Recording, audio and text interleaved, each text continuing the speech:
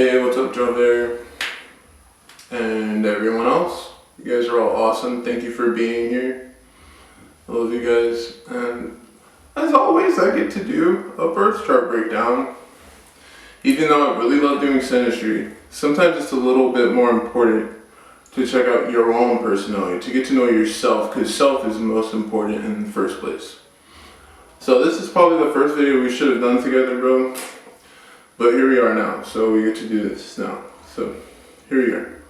So your sun is in Pisces. Sun and Pisces people have a tendency to be very spiritual and very open-minded and into a lot of things that most people aren't really into. Most people aren't super into astrology, but Pisces is more likely to be into it. But some Pisces people aren't into it.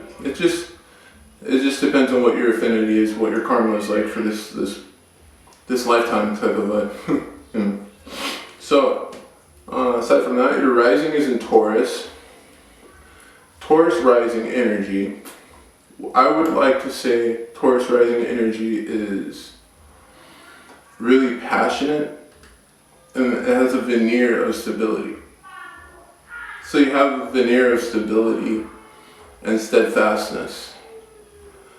And hearing your story about how you ended up where you are, man, and I can't even articulate the location you live in. That's how awesome I think it is.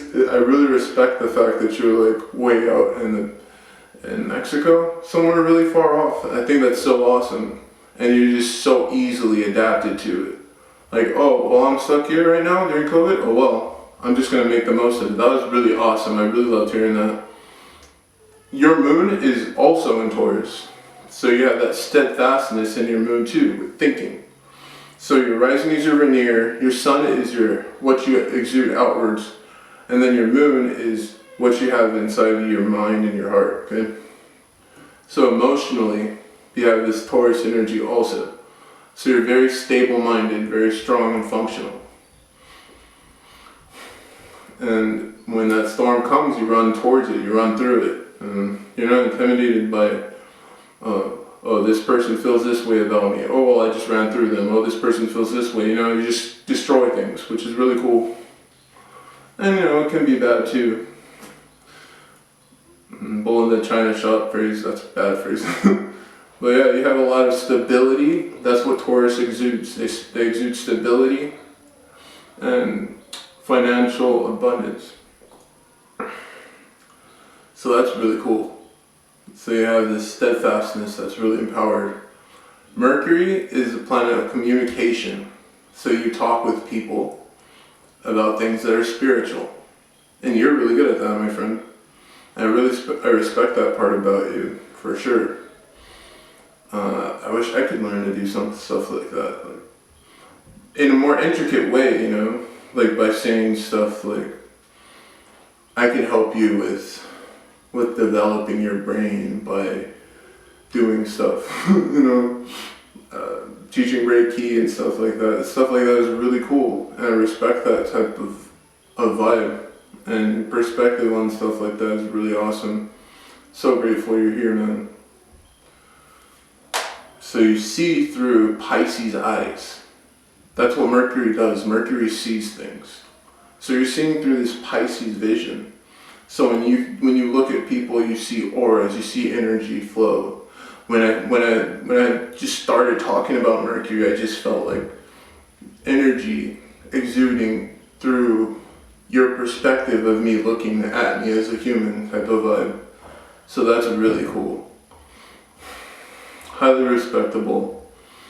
And man, how do you do stuff like that? I've always wondered stuff like that, you know, because I would like to understand that better. That's really beautiful and it's super cool, and I like that. So thank you for being that way.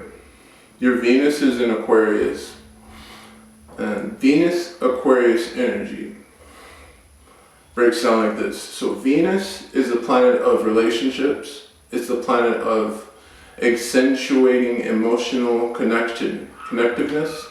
Venus connects us to people. We connect to people through Venus. That's how we develop any kind of relationship whatsoever with anything. Your Venus is in Aquarius. Aquarius is the type of person, the type of energy, which is masculine, obviously. Aquarius is masculine, the water bearer. Okay, so this energy is all about holding a group therapy session type of vibe to help in general.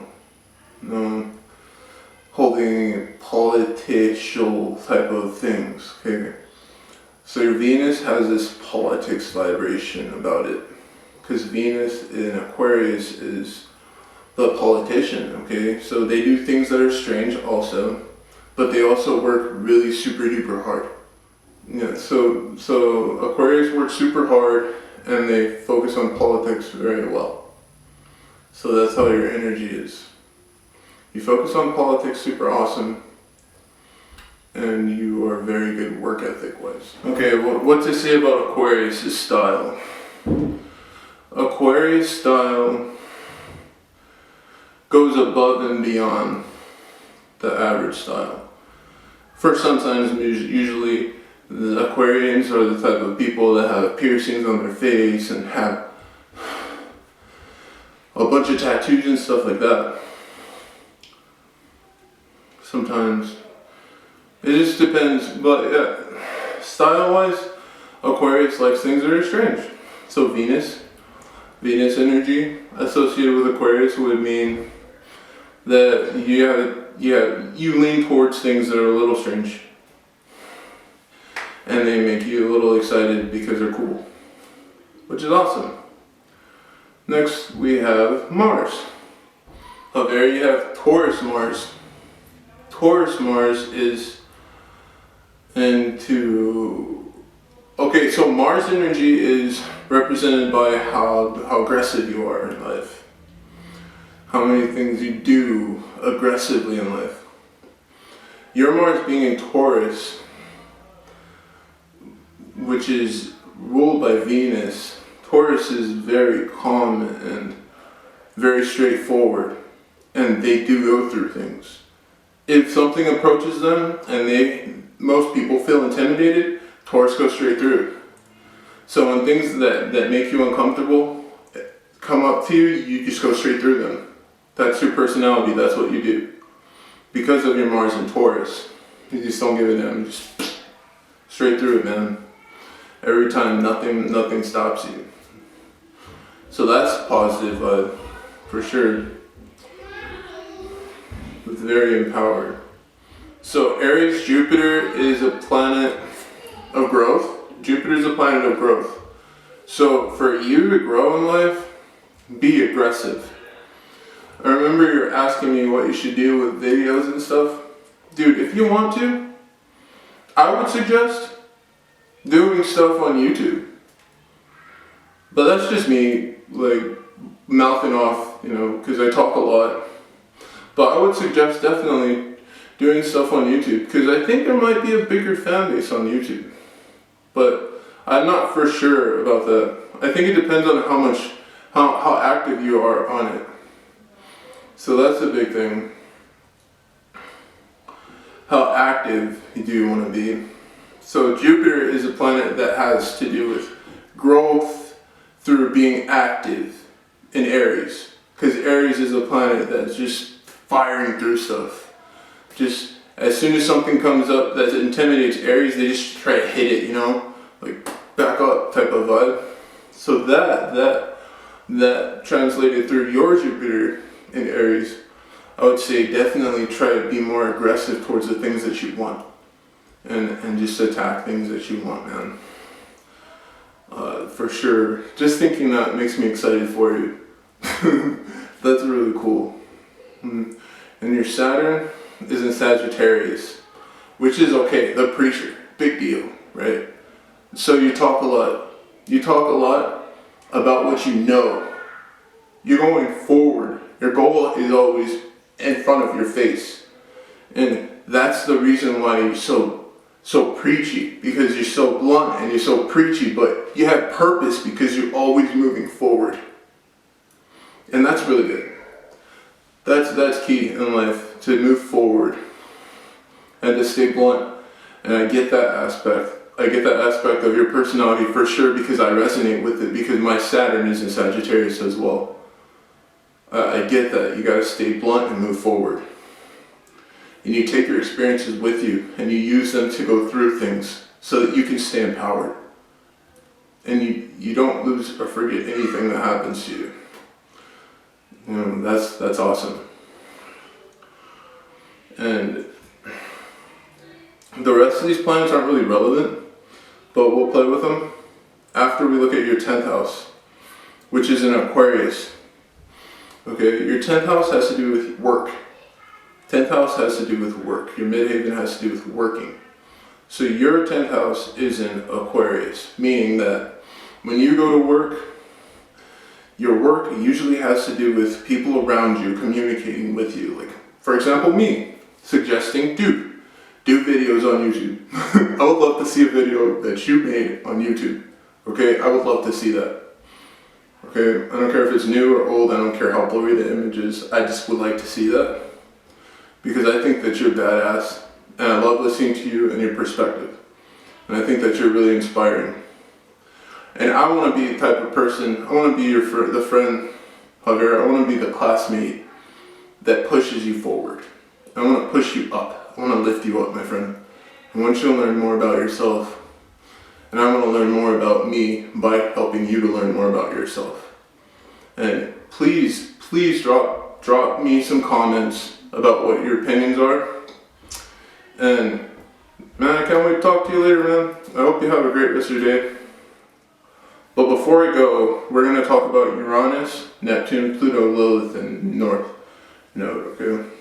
Well, we'll talk about Uranus, Neptune, Pluto, and Lilith. So Uranus is ruled by Aquarius. So it takes 82 years for it to go all the way around the sun. That's why it's a generational planet. Okay, but your Uranus is in Sagittarius. And the breakdown of that would be, so Uranus is a social planet that speaks to groups. Your Uranus in Sagittarius, say that Uranus and Sagittarius energy speaks to groups of people. So this generational personality speaks to groups of people in a blunt way. So you're probably the type of person that's really comfortable speaking to a lot of people in like a blunt fashion to help, which is really cool. And then we have Neptune. Your Neptune is in Capricorn. Neptune is ruled by Pisces. Neptune is dreamy, has to do with all that stuff that's esoteric, okay? And you have your Mercury and your Sun in Pisces. But in your Neptune, Capricorn is ruling your Neptune. So that translates into, my Capricorn is also in Neptune, which isn't relevant. It means that you have to work really hard to pursue spirituality. The harder you work, the more spiritual things come up to you and help you learn about yourself. So you're definitely in the right place. Which is really awesome. And then we have Pluto. Your Pluto's in Scorpio, which is basically saying that your life is going to have a lot of dark moments in them that you study. You're going to study a lot of dark moments in your life, and they're going to lift you up. And then you're going to be able to study them, and then you'll become that, and then you'll mutate into something more awesome. And it's going to happen over and over. You know, it's a repetitive type of thing. And then last but not least, we have Lilith, which is interesting. Lilith is interesting because it's the planet. It's not even necessarily a planet, but it represents the way I was told about it is Lilith represents the woman before Eve that got kicked out of the whole Adam and Eve story. She got kicked out of that story. And then God pulled out rid from Adam and then put Eve there. Okay, so I feel like Lilith energy is really, really frustrated energy. Like, no one understands me energy. And your Lilith is in Cancer. So when you feel like really low, it's best to help others. And that's why I feel like that says. And I'm really grateful that you've given me the opportunity to do this, to talk about your chart a second time, bro. That's really cool, man. Thank you so much. If you have any more questions, I'd love to do another video or whatever. We could talk, whatever you want to do. Whatever you want to do, man. I super appreciate this opportunity. Just let me know. And if anyone else wants another video or any video whatsoever, PM me on Instagram. You can hit me up on Patreon. Do whatever you want to do. And just be yourself when you do it. Thank you so much, you guys. And have a great afternoon, night, morning. Whatever. Have a great now. Enjoy your present.